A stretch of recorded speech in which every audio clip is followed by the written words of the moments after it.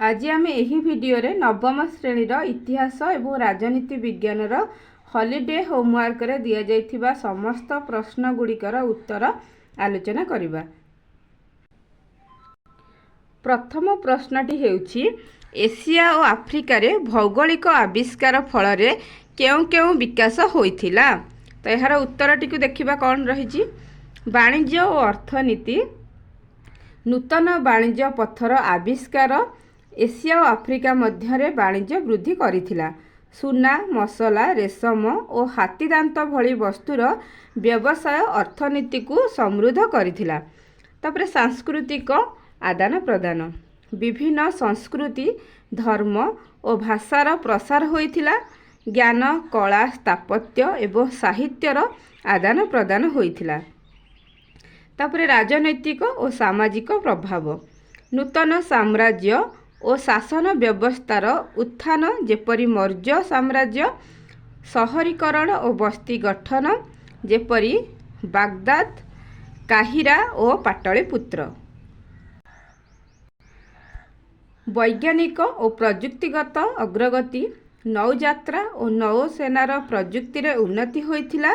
जेपरी चीन रो कंपास और आरबीय नाविक मानक तारा मानचित्र, गणित, ज्योतिर्विज्ञान और चिकित्सा विज्ञान रे अवदान यथा आरबीय बीजगणित और आयुर्वेद।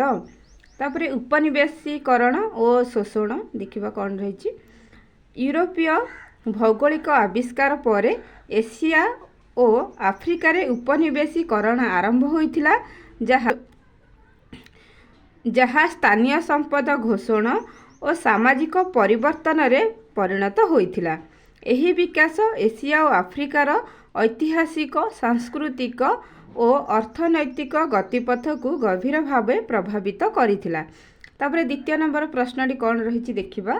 द्वितीय नंबर प्रश्नटी हेउछि धर्म और संस्कृतिर प्रचार हेउछि उपनिवेशवादर एक प्रमुख कारण, किपरि उल्लेख कर। तो देख, धर्म और संस्कृतिर प्रचार उपनिवेशवादर एक प्रमुख कारण थिला निम्नलिखित उपाय रे। तो प्रथमे धार्मिक मिशनारी कार्य, यूरोपीय उपनिवेशकारी माने विशेषतः ख्रीष्टियान मिशनारी माने एशिया और आफ्रिका रे ख्रीष्ट धर्म प्रचार करने को लक्ष्य रखिथिले। यह उपनिवेशी शासन को नैतिक समर्थन जोगाइथिला, जेपरी स्पेन और पोर्तुगाल रो कैथोलिक मिशन।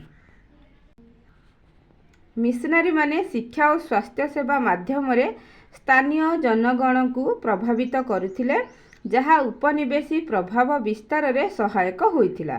तापरे सांस्कृतिक श्रेष्ठत्वर धारणा, यूरोपीय माने निज संस्कृति को श्रेष्ठ माने करी एशिया और आफ्रिकार स्थानीय संस्कृति को असभ्य बोली विवेचना करुथिले। एही सभ्यता मिशन उपनिवेशीकरण को न्यायसंगत करिथिला, जेपरी ब्रिटिश मानकर स्वत मानकर दायित्व, यूरोपीय भाषा, शिक्षा और जैवन शैली स्थानीय जनगणक उपरे लदी दिया जाइथिला। धर्मांतरण और राजनैतिक नियंत्रण, धर्मांतरण माध्यम रे स्थानीय जनगण को उपनिवेशी शासकों प्रति अधिक निष्ठावान करा जाइथिला। उदाहरण स्वरूप फरासी और पोर्तुगीज माने आफ्रिका रे ख्रीष्टियान धर्म प्रचार करी राजनैतिक अनुगत्य सृष्टि करिथिले। धर्म और संस्कृतिर प्रचार स्थानीय संस्कृति को दुर्बल करी उपनिवेशी शासन को सुदृढ़ करिथिला। अर्थनैतिक स्वार्थ रे धर्मर व्यवहार, धर्म और संस्कृति प्रचार अर्थनैतिक लाभ सह जड़ित थिला। मिशनारी कार्य माध्यम रे स्थापित शिक्षानुष्ठान और धर्मांतरित जनगण उपनिवेशी अर्थनीति रे श्रमशक्ति और बजार जोगाई थिले। एही कारण मान दर्शाई थाए जे धर्म और संस्कृतिर प्रचार केवल आध्यात्मिक लक्ष्य नुहे, बरं उपनिवेशी शासनर राजनैतिक, अर्थनैतिक और सामाजिक लक्ष्य हासिल करिबारे एक शक्तिशाली उपकरण थिला। परिवेशगत परिणाम, अत्यधिक खनन और कृषि, उपनिवेशी शक्ति माने वाणिज्यिक ଫସଲ, ଚା, ରବର, ମସଲା ଚାଷ ଓ ଖଣିଜ ଖନନ କରି ପରିବେଶର ଅତ୍ୟଧିକ କ୍ଷତି କରିଥିଲେ। ଜଙ୍ଗଲ ନିଷ୍କାସନ, ଜଙ୍ଗଲ କାଟି କୃଷି ଓ ଶିଳ୍ପ ପାଇଁ ଜାଗା ସୃଷ୍ଟି କରାଯାଇଥିଲା। ଉପନିବେଶବାଦ ଏକାଧାରରେ ଅର୍ଥନୈତିକ ଶୋଷଣ, ସାମାଜିକ ବିଭାଜନ ଓ ସାଂସ୍କୃତିକ କ୍ଷତି ଆଣିଥିଲା। ତଥାପି ଏହା ଜାତୀୟତାବାଦ, ଆଧୁନିକ ଶିକ୍ଷା ଓ ବିଶ୍ୱ ସଂଯୋଗ ଭଳି କିଛି ଇତିହାସଗତ ପରିବର୍ତ୍ତନକୁ ମଧ୍ୟ ଜନ୍ମ ଦେଇଥିଲା। ଏହାର ପ୍ରଭାବ ଆଜି ମଧ୍ୟ ଅନୁଭବ ହୁଏ। 3 ନମ୍ବର ପ୍ରଶ୍ନଟି ହେଉଛି ଉପନିବେଶବାଦର ପରିଣାମ ଉପରେ ବର୍ଣ୍ଣନା କର। ଉପନିବେଶବାଦର ପରିଣାମ ଏସିଆ, ଆଫ୍ରିକା ଓ ଅନ୍ୟାନ୍ୟ ଅଞ୍ଚଳରେ ଗଭୀର ଏବଂ ବିବିଧ ପ୍ରଭାବ ପକାଇଥିଲା।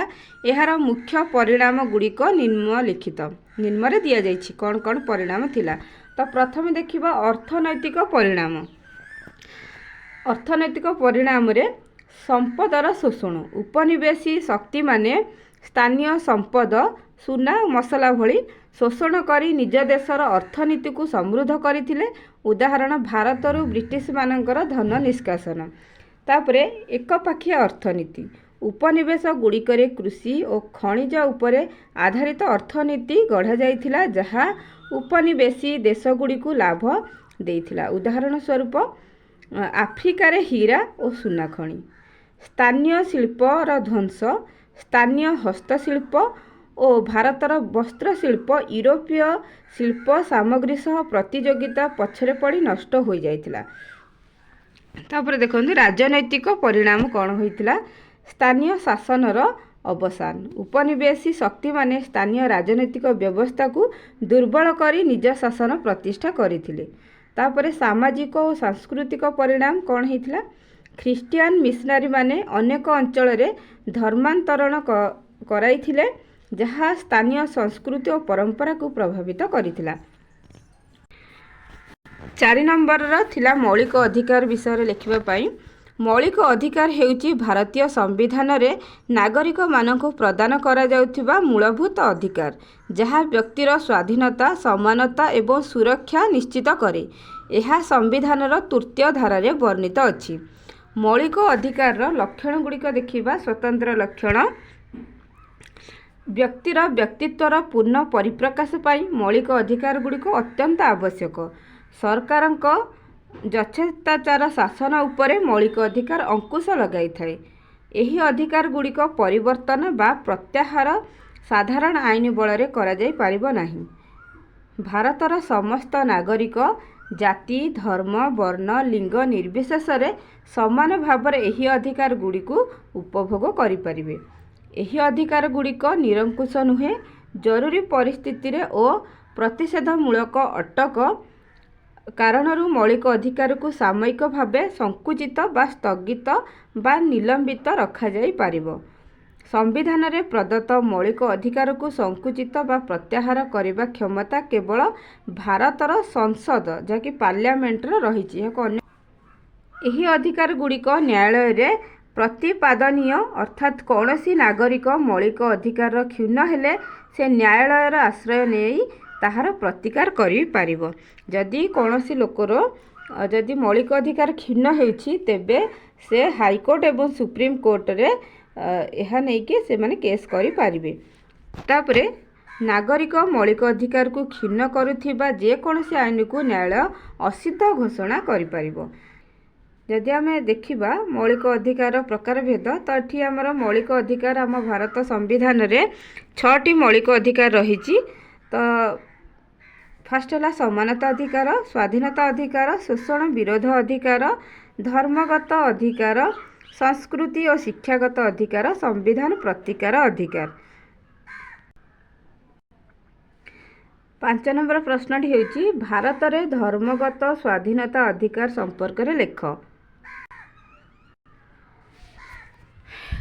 5 ନମ୍ବର ପ୍ରଶ୍ନଟିର ଉତ୍ତର ହେଉଛି ଆମେରିକା ସମ୍ବିଧାନର ଅଧିକାର ପତ୍ରକୁ ଅନୁକରଣ କରାଯାଇ ଆମ ସମ୍ବିଧାନର 3ୟ ଭାଗରେ 14 ଧାରାରୁ 32 ଧାରା ମଧ୍ୟରେ ମୌଳିକ ଅଧିକାର ବର୍ଣ୍ଣନା କରାଯାଇଛି। ଏହା ନାଗରିକର ବିବେକ ସଦୃଶ କାର୍ଯ୍ୟ କରେ। ଏହି ଅଧିକାରଗୁଡ଼ିକ ମୌଳିକ କାରଣ ସେଗୁଡ଼ିକ ବ୍ୟକ୍ତିର ନୈତିକ ଓ ଆଧ୍ୟାତ୍ମିକ ବିକାଶ ପାଇଁ ନିହାତି ଆବଶ୍ୟକ।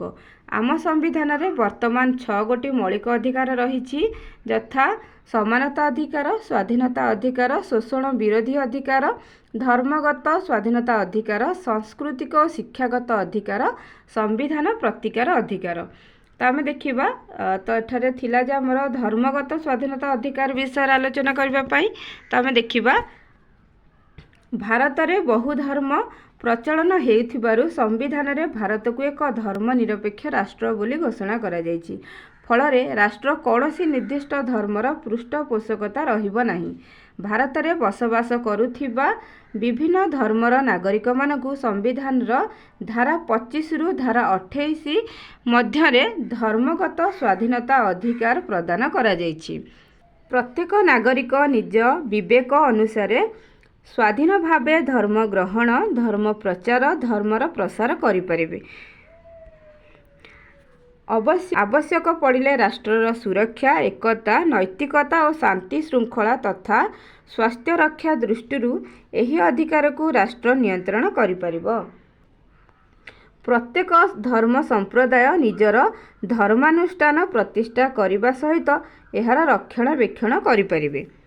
ତାପରେ କୌଣସି ନିର୍ଦ୍ଦିଷ୍ଟ ଧର୍ମର ଉନ୍ନତି ପାଇଁ ଏବଂ କୌଣସି ଧର୍ମାନୁଷ୍ଠାନର ସୁରକ୍ଷା ରକ୍ଷଣାବେକ୍ଷଣ ପାଇଁ ନାଗରିକମାନଙ୍କଠାରୁ ବାଧ୍ୟତାମୂଳକ କର ବା ଅର୍ଥ ଆଦାୟ କରାଯାଇ ପାରିବ ନାହିଁ। କୌଣସି ନିର୍ଦ୍ଦିଷ୍ଟ ଧର୍ମର ଉନ୍ନତି ପାଇଁ ଆମେ ଟ୍ୟାକ୍ସ ବସାଇ ପାରିବା ନାହିଁ।